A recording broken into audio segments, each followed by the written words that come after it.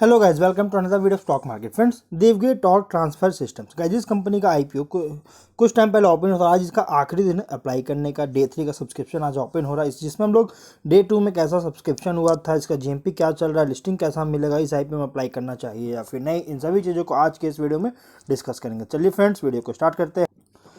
तो गाइस, जैसा कि देख सकते हैं 1 मार्च को आईपीओ ओपन किया गया था और 3 मार्च आज इसका क्लोजिंग डेट है। ₹5 का फेस वैल्यू, 560 टू 590 रुपीज़ पर शेयर की प्राइस बैंड, 225 शेयर्स की लॉट साइज, 412 करोड़ का इशू था, जिसमें से फ्रेश इशू 180 करोड़ का किया जा रहा है। Book build issue IPO NSC BSc दोनों में लिस्टेड होगा। मतलब गाइस, ये एक मेन लाइन आईपीओ थी जो एनएससी और बीएससी दोनों में लिस्टेड किया जाएगा। पी रेशियो 35.1916 टाइम का है। मार्केट कैप 1804 करोड़ का। QIB को 75% का ऑफर दिया गया, HNI को 15%, रिटेल को 10% का ऑफर दिया गया। अलॉटमेंट का डेट रखा गया 9 मार्च का, 10 मार्च को रिफंड रिलीज किया जाएगा, 13 मार्च को शेयर्स डीमैट अकाउंट में क्रेडिट होंगे, 14 मार्च का लिस्टिंग डेट रखा गया है। अमाउंट 14,750 रुपीज़ का मिनिमम अमाउंट पे करना पड़ेगा इस आईपीओ में अप्लाई करने के लिए। प्रोमोटर होल्डिंग है 67.18% का। प्री इशू होल्डिंग और अलॉटमेंट होने के बाद डिसाइड नहीं किया गया है। तो देखिए, कंपनी का दी थी डिटेल्स की बात। अगर हम इसके सब्सक्रिप्शन की बात करें, डे 2 का सब्सक्रिप्शन है, जो कि यहाँ पे 2 मार्च का शाम को 5 बजे डेटा रिकॉर्ड किया गया है। QIB कैटेगरी से 0.06 टाइम का है। HNI कैटेगरी से 0.22 टाइम का सब्सक्रिप्शन है। रिटेल यहाँ पे 1.56 टाइम का सब्सक्रिप्शन देखने को मिल रहा है। तो यहाँ पे अगर देखिए तो रिटेल कैटेगरी से ओवर सब्सक्रिप्शन हो चुका है, मतलब कि फुल्ली से ज़्यादा हो चुका है, 1.5 गुना सब्सक्रिप्शन हो चुका है रिटेल कैटेगरी से। और यहाँ पे HNI कैटेगरी से भी उतना कुछ खास इंटरेस्ट नहीं दिखाया गया है, रिटेल QIB से भी उतना कुछ खास इंटरेस्ट नहीं दिखाया गया। अब बात करते हैं कि इसमें आखिर उतना सब्सक्रिप्शन क्यों नहीं हो रहा है गाइस। देखिए, कंपनी जो है 3 दिन का आईपीओ है, और अगर हम इसके फंडामेंटल की बात करें बिजनेस मॉडल का, तो हम लोग इस कंपनी का बिजनेस मॉडल हम लोग देख सकते हैं यहाँ पे, जो कि 1964 में इनकॉर्पोरेट हुआ था, जो कि पुरानी कंपनी, थोड़ा बहुत पुराना कंपनी है। यहाँ पे ऑटोमोटिव कंपोनेंट एंटिटी में कंपनी बिजनेस करती है। इसके बाद कंपनी ऑटोमोटिव कंपोनेंट जो है इंडिया के अंदर, इसका जो एंटिटीज़ है, ये बहुत कुछ ही एंटिटीज़ है इंडिया के अंदर, मतलब कुछ ही कंपनीज है जो इस तरह की ऑटोमोटिव कंपोनेंट का मतलब कि मैन्युफैक्चर करता है, जो कि यहाँ पे इंडिया में ये है। और ये जो है सो यहाँ पे system level transfer cases, torque couplers और dual clutch automation transmission solutions का भी जो है डेवलप और प्रोवाइड कराती है, कराने में ये कैपेबिलिटीज़ है। और प्लस इंडिया में टॉर्क कूपलर्स का सिर्फ ओनली सिंगल कंपनी है इंडिया के अंदर। टॉर्क दिव्य कंपनी जो है, ये one of the leading players है, सप्लाई जो कि सप्लाई करती है ट्रांसफर केस सिस्टम्स का ऑटोमोटिव OEM के में, जो कि इंडिया के अंदर, और largest supplier transfer case systems का पैसेंजर व्हीकल का जो मैन्युफैक्चर होता है इंडिया में, उसके लिए जो है लार्जेस्ट सप्लायर है ट्रांसफर केस सिस्टम का। और सिर्फ इतना ही नहीं, जैसा भी मैंने बताया कि कंपनी ग्लोबल OEM का जो है सो ग्लोबल OEM में इंडिया से ट्रांसफर केसेस को मैन्युफैक्चर करके एक्सपोर्ट करती है। और इंडिया में सिर्फ टॉर्क कपलर्स का सिर्फ ओनली मैन्युफैक्चरर से सिर्फ सिंगल मैन्युफैक्चरर है। अब बात करते हैं कंपनी का जो प्रोडक्ट्स जो मैन्युफैक्चर सप्लाई करता है किस तरह से करता है। एक वाइड रेंज है यहाँ पे, जो कि टॉर्क ट्रांसफर सिस्टम्स का, जिसमें इंक्लूड है 4 व्हील ड्राइव और ऑल व्हील ड्राइव प्रोडक्ट्स।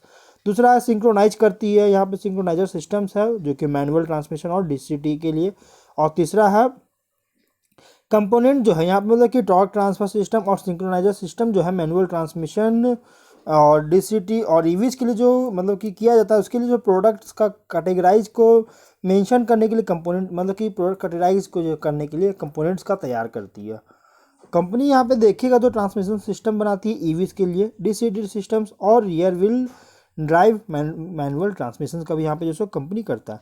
और सिर्फ इतना ही नहीं गाइज, ये जो OEM सेक्टर में कंपनी जो सो ये सिंगल एक मतलब कि एक ही जगह पे कंपनी OEM को लेकर जो सो बहुत सारी चीज़ों को भी मैन्युफैक्चर करता है, जो एक पॉजिटिव साइन है कंपनी का, जो कि Tier 1 ट्रांसमिशन सिस्टम सप्लायर्स भी है कंपनी। ग्लोबल EM को भी जैसे यहाँ पे कंपोनेंट किट सप्लाई करती है और सिस्टम लेवल सॉल्यूशन भी प्रोवाइड कराती है, जो कि कुछ ही कंपनी में से एक है ये कंपनी। अब बात करें इसके क्लाइंट का, तो गाइस क्लाइंट इसके बहुत सारे क्लाइंट्स हैं, बड़े बड़े क्लाइंट्स हैं, जो कि कंपनी को बैक सपोर्ट मिले। लेकिन यहाँ पे एक प्रॉब्लम ये है कि जो बड़े बड़े क्लाइंट्स जैसे टाटा मोटर्स, टोयोटा, महिंद्रा, ये सब जो क्लाइंट्स हैं, ये अगर कोई भी एक क्लाइंट कंपनी लूज़ करती है तो गाइस कंपनी के नंबर्स पे, प्रॉफिट में बहुत ज़्यादा इंपैक्ट पड़ सकता है, रेवेन्यूज में बहुत ज़्यादा इंपैक्ट पड़ सकता है।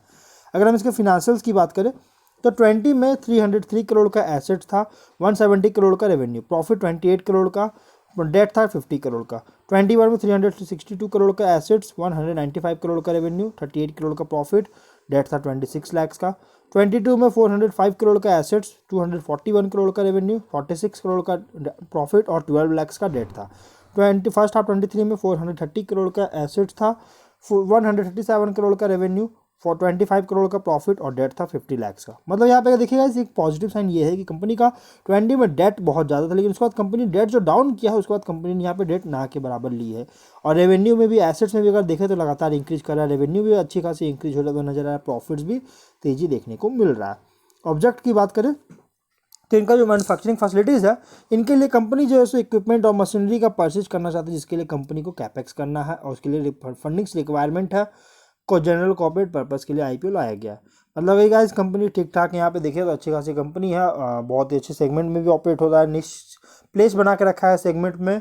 करंट फिनेंशियल डेटा के अकॉर्डिंग जो प्राइस जो रखा गया बहुत ही फुल्ली प्राइस्ड आईपीओ। प्लस इसके साथ एक पॉजिटिव साइन ये है कि कंपनी डिविडेंड जो हर फिनेंशियल ईयर में कंपनी अपना डिविडेंड पे आउट करती है शेयर होल्डर्स को, जिसके कारण एक मतलब कि अट्रैक्टिव मतलब कि बनाती है, एक अट्रैक्ट करते हैं शेयर होल्डर्स को डिविडेंड के कारण। तो अगर आप इसमें लॉन्ग टर्म के लिए इन्वेस्टमेंट करने का सोच रहे हैं तो आप इसमें अप्लाई कर सकते हैं और आज आखिरी दिन है अप्लाई करने का। अगर हम जीएमपी की बात करें तो 70 रुपीज़ का जीएमपी और 11.86% का लिस्टिंग गेन मिलने का उम्मीद है। तो अगर हम देखा जाए तो यहाँ पे आईपीओ के अकॉर्डिंग जो आईपीओ है इसके अकॉर्डिंग यहाँ पे लिस्टिंग गेन भी अच्छी खासी लिस्टिंग मिल रहा था गाइस, इतना लिस्टिंग गेन अच्छे खासी देखने को मिल रहा था। अगर आप इतना लेना चाहते हैं गाइस 10 से 11% का लिस्टिंग चाहते हैं गाइस तो आप इसमें अप्लाई कर सकते हैं, अदरवाइज आप इसको इग्नोर कीजिए। तो गाइस हम लोग वीडियो को यहीं पर एंड करते हैं। अगर कोई डाउट कमेंट बॉक्स में पूछे, मिलते हैं नेक्स्ट वीडियो में। Bye bye.